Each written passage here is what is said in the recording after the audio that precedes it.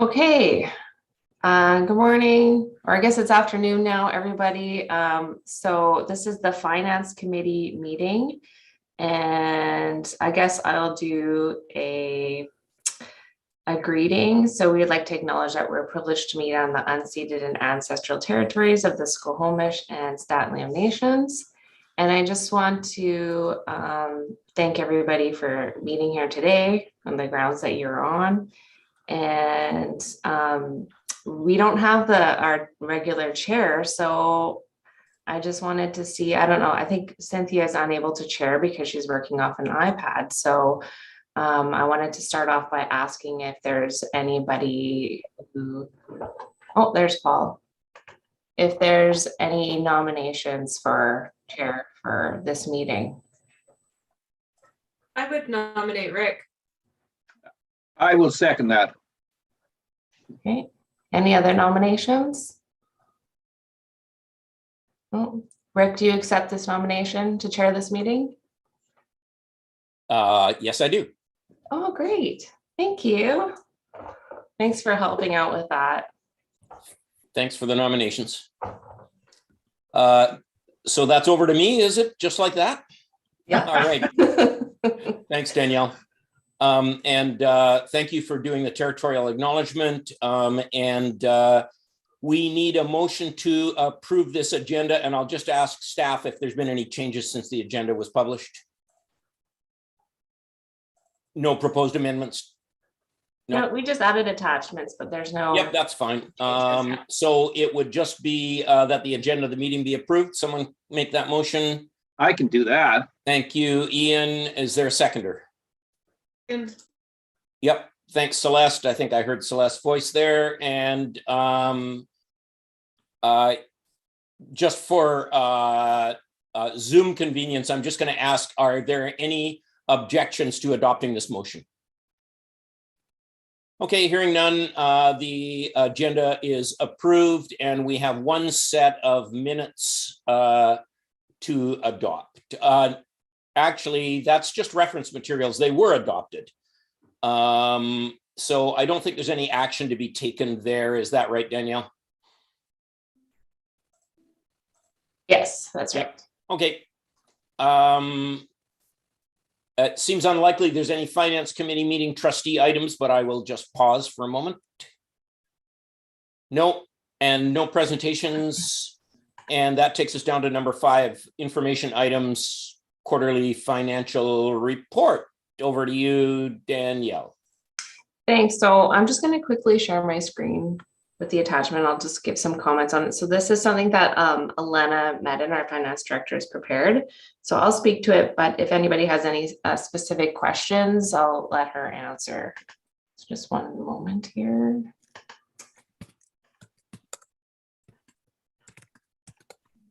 Okay. Okay, so this is our quarterly financial report. Can everyone see that okay? I may just zoom in a bit here. There we go. This is our quarterly financial report as of December 31st, 2021. So this is a snapshot of where we are at December. So that's 6 months, half a year worth of school board expenses and revenues. And I know that it's showing there, it's showing a current year's deficit of just over $1 million there. And I just want to say that don't be alarmed at all, because as of December 31st, we'd only received 40% of the ministry revenue that were expected for this year. So in our opinion, that we think that this is just a temporary deficit. So we're expecting to receive over 64 million in revenue from the ministry for the whole year. So it's just a timing difference. And I just wanted to point that out so nobody's alarmed. This has already been submitted to the ministry. It was submitted in December, but it was submitted after our last board meeting. So that's why I didn't make it onto the last board meeting.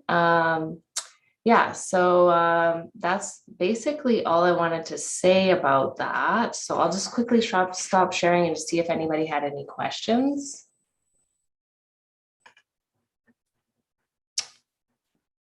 Did anyone have any questions for Elena or myself on that quarterly financial report?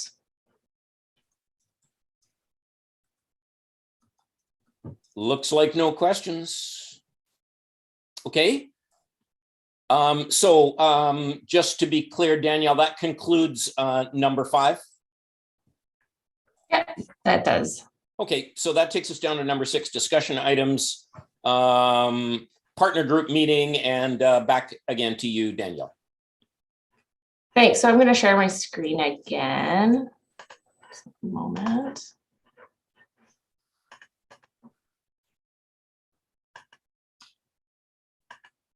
Oops. Okay, so so we have our partner group meeting coming up. It's going to be held next week on February 16th.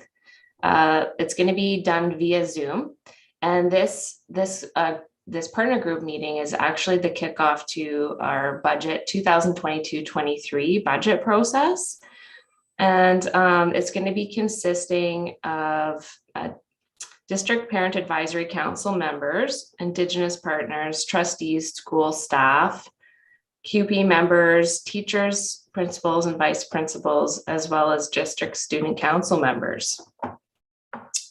So the meeting agenda is I'm showing you here. So we're going to go, hopefully Rebecca's able to make it, to do welcome and introductions. And then I'm going to go over the process on how it's going to work. And I'll pass it off to, at that point, pass it off to Chris. He's going to go through the education plan to make sure everything links back to that. And then we're going to spend a big chunk of time working in groups to create input based on the budget survey results. And then at the end there, we're going to do some summarizing, and there'll be a close out by Rebecca, Chris, and myself. So that is the plan for the meeting agenda. Just going to stop sharing here again. And maybe I'm just going to pull up the budget development process, which kind of, or maybe before I move on, does anyone have any questions on the agenda piece? I think it's pretty self-explanatory. I just want to check if there's any comments or questions. I just got a quick one, Danielle. I'm really curious, this isn't so much on the agenda, but I'm curious to see about the online format, how, if it might impact attendance, or just to kind of plant that seed of curiosity with staff to see if this is something that we should be considering into the future, just to increase engagement. Yeah, thanks for mentioning that, Celeste. I think from what I've heard anyways, having it online it's been great for accessibility for people having access to do it from home or working online. So definitely keep that in mind. And so far it seems like we're going to have a pretty good turnout for people. So yeah, thanks for that comment. And Danielle, my only comment on this was that in the past, we have made sure that in the introductions at the beginning of the meeting, that we develop a pretty good understanding of the importance of our strategic plan, and the fact that the purpose of the meeting is to find ways to respond to current circumstances, but within the confines of the strategic plan, that we're not trying to sort of rebuild the district from the ground up, that this is not that opportunity. That opportunity will happen at some point in the future, but this annual budget meeting is not that. So just making sure that we're on track to do that again. Thanks. Yep, that sounds good. And Chris and I will definitely make sure that we speak to that, I guess, right, Chris? Yeah, okay, great. Danielle, you've got the group talking. I'm assuming you guys will be arranging who goes where. It's not just going to be sit where you want or Zoom where you want. That's right. I think we're gonna put everybody into groups tomorrow. We haven't actually put them together yet. Oh, I don't think maybe we lost Archie there. No, did we lose someone? Yeah, so the plan is that we will put everybody in, like, there'll probably be a representative from, like, it'll be 5 groups and we'll have a representative, like a trustee in each group separately. They won't be put together if possible. So we can have like a good diverse group. So I think that'll be really good. I'm pretty sure most of you have attended them before, but I'm not, if you haven't, then Yep. you know what you're up for. Oh, we lost Cynthia. That's who we lost. Okay. Danielle, may I? Or Sure. Rick, may I? Just to add on to what Rick was saying, I wonder if it might be a good opportunity. Yeah, I'm assuming that email reminders are being sent out, but just in reference to the strategic plan, maybe sending a link to encompass what Rick just said, and then a link to say, and by the way, here is the strategic plan. If you haven't had a chance to review it, now's a good opportunity. Because if you say it just at the beginning of the meeting, people might not even really understand necessarily. I'm sure that many, if not all, do, but even people that have reviewed it in the past, just having a reminder of the context of that plan, I think would make the best use of the small amount of time that we have them for. So if they could get that like a week or a few days in advance, it might be helpful. Yeah, I think the plan is that we were gonna send out the budget survey information on probably Thursday or Friday, but we can send also like instructions with that as well. I think that's a really good idea. So thank you for that feedback. Yep. All right. Any other questions or comments? Oh, good. Chris, did you have anything you want to add? No, the only thing I'm trying to figure out how to take my thumbs up down, because I totally agree, Celeste.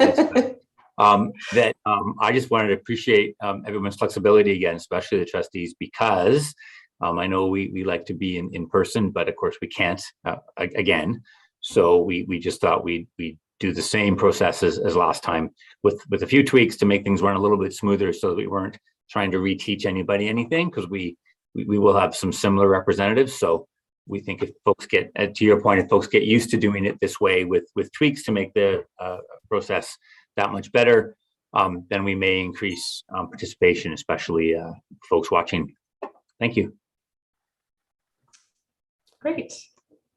Okay, Danielle, does that conclude number 6, or is there more to do on the infographic or the survey results?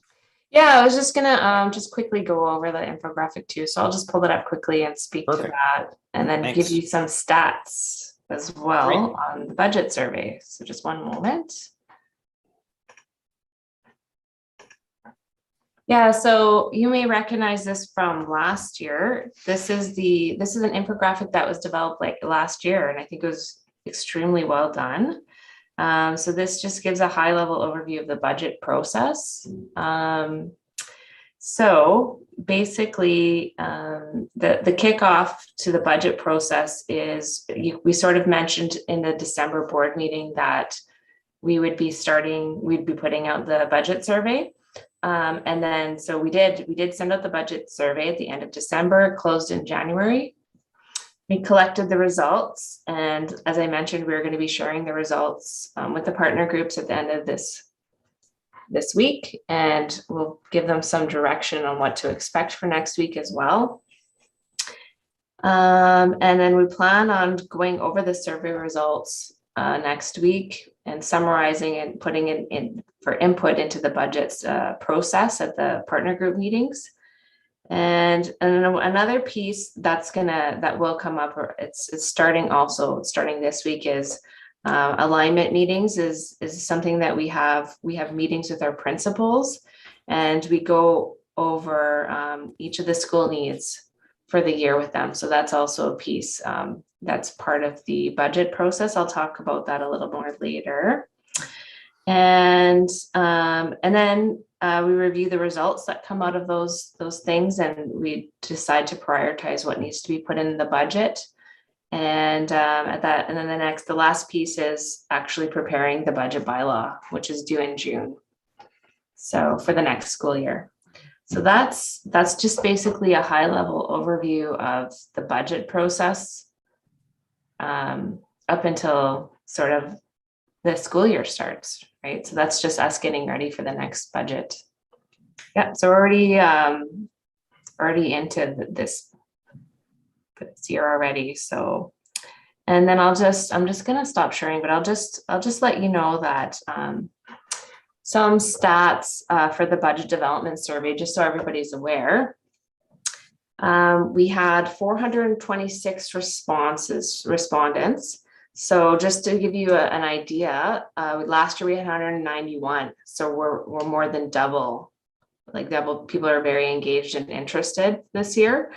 61% of them were parents, 19% staff, 12% students, and 8% were community members and other. And then 65% of the responses were from Squamish, 21% from Whistler, 12% from Pemberton, and 2% from other. So it's very interesting. Lots of more than double. So that's very interesting. We have lots of people interested this year. So it's kind of exciting. So that meant we just had that much more data to comb through as well. So yeah, so any questions on the infographic or on the stats at all? No? All right. Thank you very much, Danielle. And seeing as there's no questions on number 6, we'll move down to number 7, which not surprisingly is Danielle.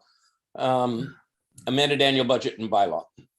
Thanks, Rick. So I've actually asked Elena to speak to the budget because she did all of the preparation for this, and she knows it the best. So I mean, obviously I know it as well, but she did all the work behind the scenes. So I've asked her to speak to those pieces there. So go ahead, Elena. Thank you, Danielle. I will see if I can share the screen to. Oh, I cannot. So I will be going through. Sorry, Elena, I set it up so you can share it now. So go ahead. Okay.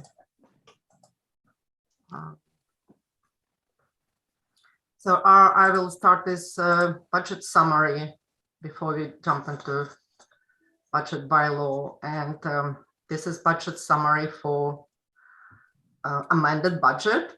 And it consists of adjusted funding based on the actual student enrollment as of September 29, 2021. And they are stating expenditures. So the unallocated contingency for this year is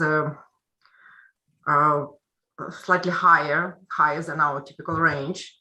And this is because we consider increased uncertainties around COVID spending. So our funding is down, but our COVID-related costs are ongoing and pretty much at the same level.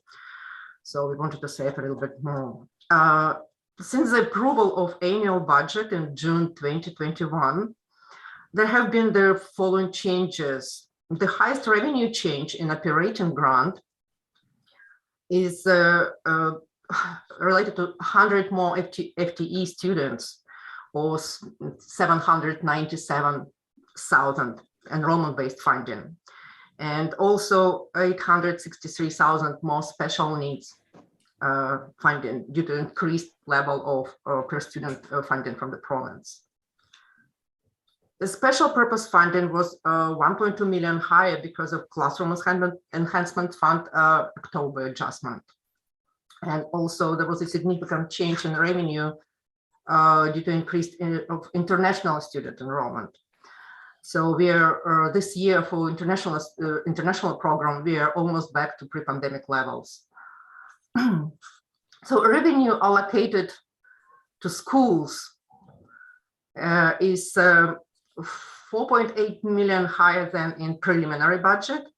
And this reflects the increased operating funding and special purpose funding, as well as allocation of prior year surplus. Support services from the district such as operation, maintenance, transportation, and governance and educational information services and such. They stay almost on the same level comparing to preliminary budget.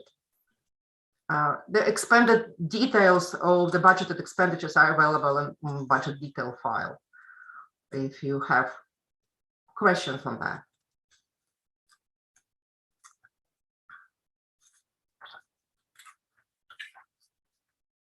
Infographic, so I can stop sharing this. And,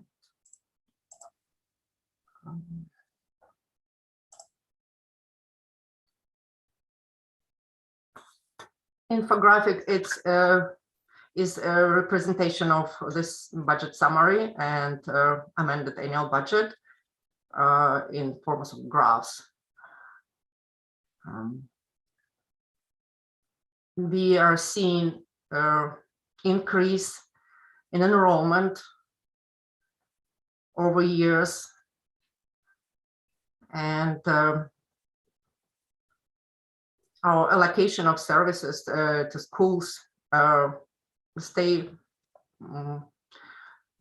as a percentage, stay approximately the same levels as previous year. Oh, not previous year, preliminary budget levels. Annual budget by law summarize all these changes in a format as Ministry of Education prescribed to us. And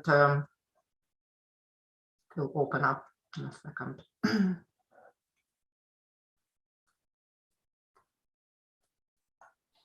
And statement 2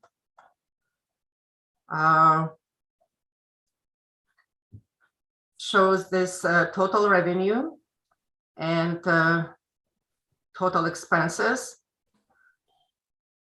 and also budgeted allocation of prior surplus. That brings us to 593,000 of budgeted surplus for the year.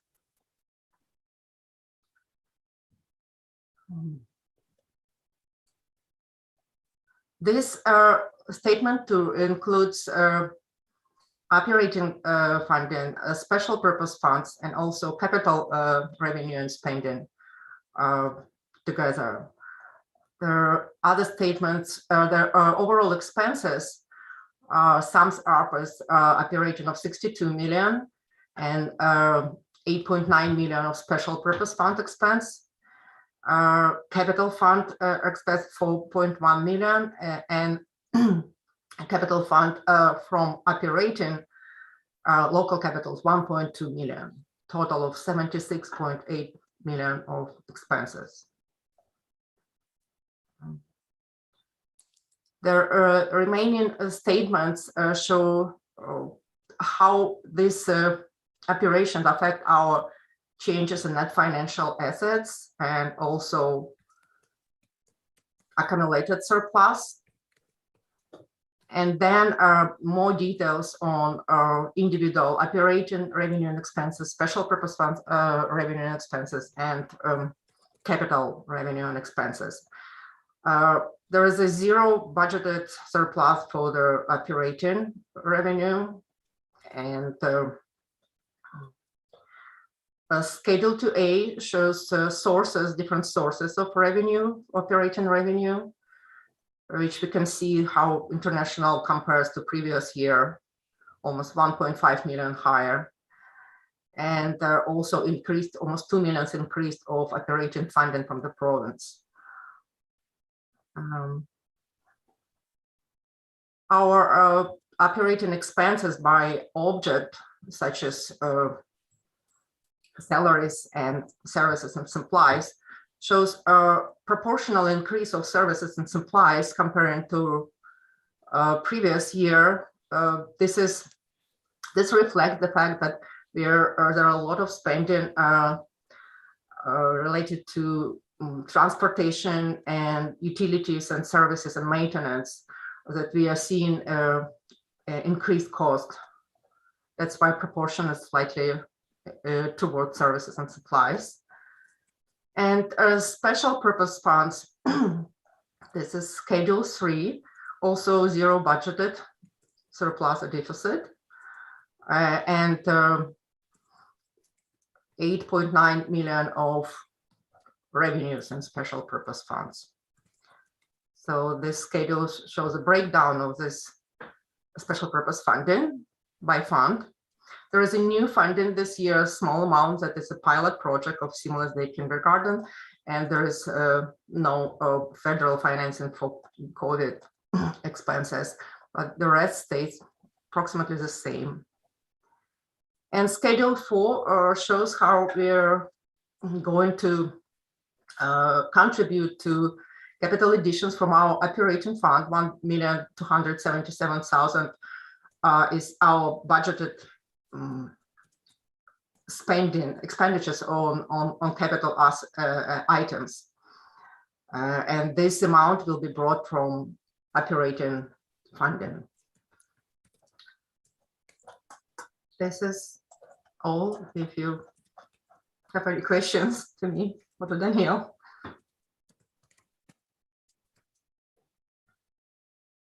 Anything else from anybody? Yeah, Rick, may I? Yes, please go ahead. Thank you. So thank you, Alina, for that presentation. I know that this is a ton of work, and it, from my perspective as a trustee, it seems like you're being very careful. Reading the budget, I can see that you've got your unallocated contingency, which is higher. I have a few questions that I think are probably more appropriate for Chris or Paul. And I don't think that these questions actually need to be answered today, but I'll just leave them with you. And if it's possible to answer them today, great. And if not, maybe they can be put on a future agenda just for trustee understanding.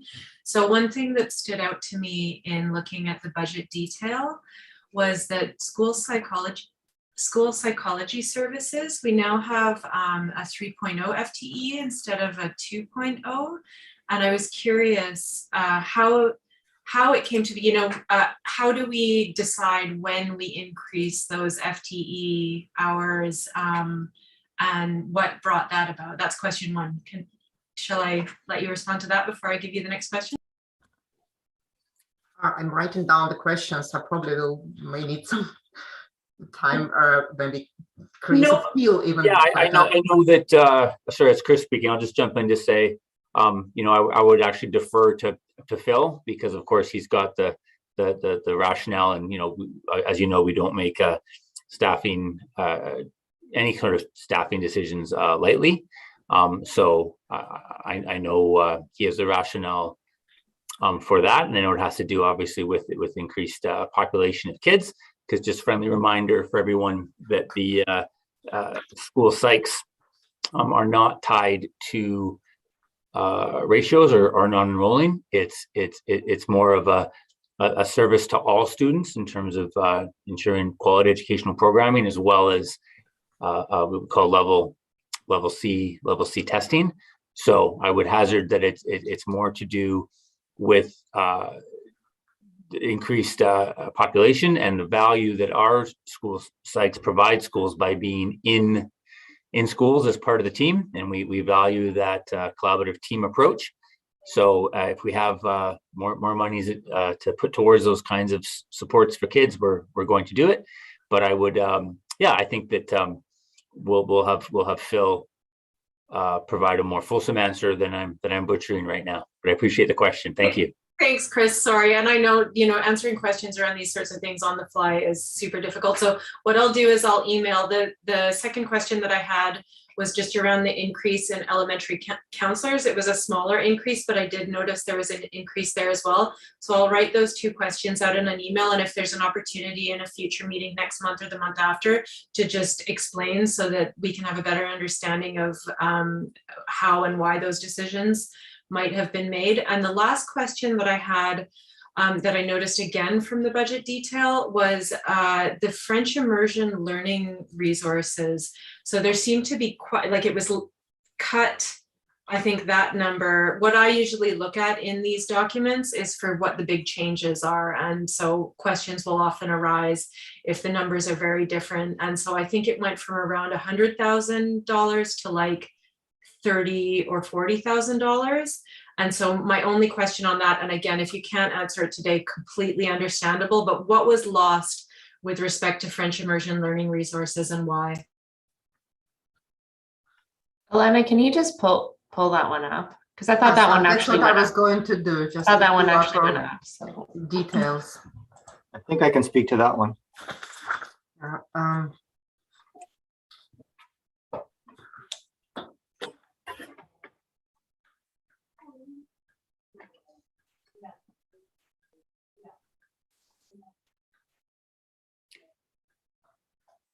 So French immersion is here. You'll probably have to zoom in a bit. Yeah, thank you. Yes, Paul, do you want to talk about Yeah. that? I can speak to that one, just so to give you context around this. This money comes each year in the form of a targeted grant. So we had an influx of additional money from this grant a couple of years ago. It had been frozen for a number of years, and then there was an increase a couple of years ago. One of the challenges over the last couple of years, as everyone knows, is that we've had some, has been tricky with COVID in terms of some of our regular activities, and spending money have been impacted, especially when it comes to activities that involve TTOCs and professional learning and things like that. So there were some savings. So what this shows is actually the district budget, but what it doesn't show is we put a lot more of learning resources money into the school level. So the schools had a significant increase in funds this year that went into their budgets, specifically for French immersion. So you see the district level funds go down. That's the money that I have access to spend.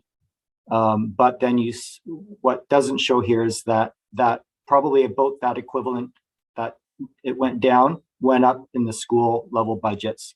So I hope that provides a little bit of explanation as to why you saw that. That's super helpful, Paul. Yes, thank you. If you like, I can speak to the counseling one as well. The last two are easier. So that the elementary counseling, that is tied to restored language in the CEF. So elementary counseling is directly tied to student numbers. So with an increase in the numbers of school-aged elementary children, is the requisite increase in the allocation that we receive for, well, not receive, that we must meet those ratios and spend. So that's what that increase reports that the ministry we asked for, and the ministry provides us with those monies to cover the bridge between normal operating and the restored language. Perfect. Thank you, Chris.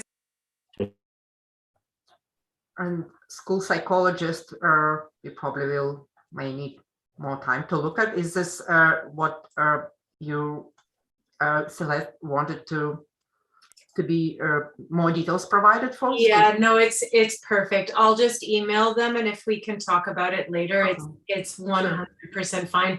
I mean, all of these documents, I feel like we could just spend hours really discussing it. It's very interesting, but those were the higher level things that I noticed that I was curious about for today. Thank you so much. Thank you. Anything else from any trustees on this amended annual budget and bylaw?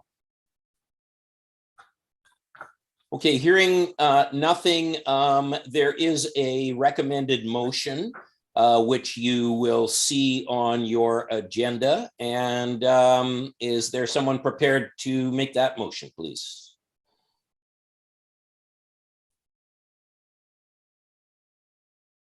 I guess we'll just stop operating the school district and at the end of the school. Oh, okay. Oh, we have somebody. All right, I'm going for it. But Finance Committee recommend the Board of Education approves the 21-22 amended annual budget as presented. Thank you. Seconder for that one. I saw Rachel's hand there. Yep. Thank Thank you, you, Rachel. Rachel. So it's moved and seconded. Is there any discussion? Okay, hearing none. Are there any opposed to the motion? That's carried. And that takes us to any questions of clarification from the public.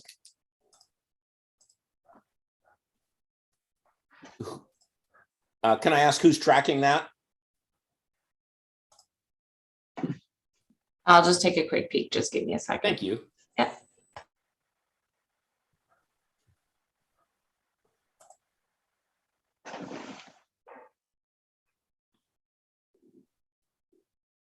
No questions. Okay, with that, we've completed the business of the meeting. I'm going to declare it adjourned, and I'll remind everybody that we reconvene for the committee of the whole meeting at 1:45.